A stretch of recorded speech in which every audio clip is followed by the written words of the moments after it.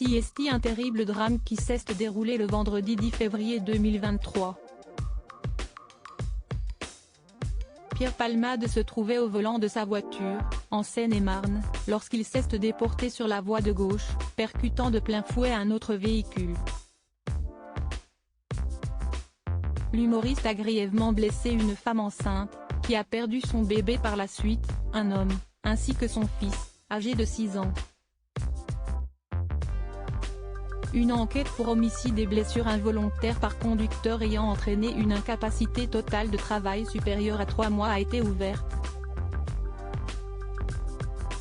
Ce dimanche 19 février, dans les colonnes de BFM TV, le conducteur du taxi qui a récupéré les 2 passagers a fait quelques confidences.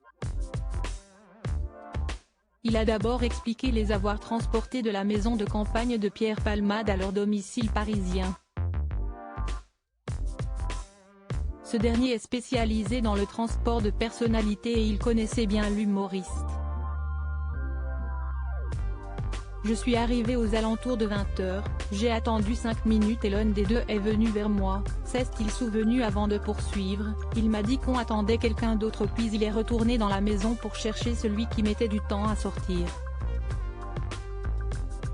Si ce trajet l'a beaucoup marqué, CST notamment parce que les 2 passagers semblaient perdus. Cela m'a paru un peu bizarre. Quand je leur ai demandé où ils allaient, ils m'ont dit Paris, mais sans savoir où, a-t-il affirmé.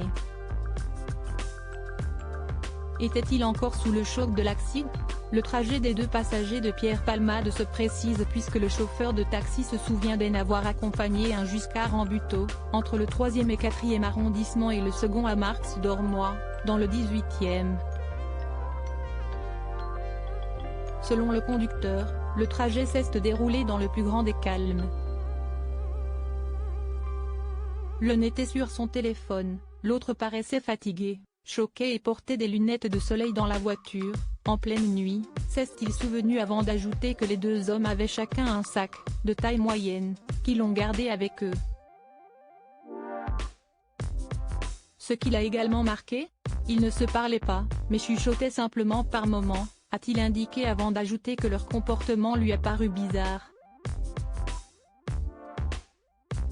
Le chauffeur de taxi précise ensuite que, selon lui, les 2 passagers avaient pris une douche et changé leurs habits avant de déclarer qu'ils ne sentaient pas l'alcool.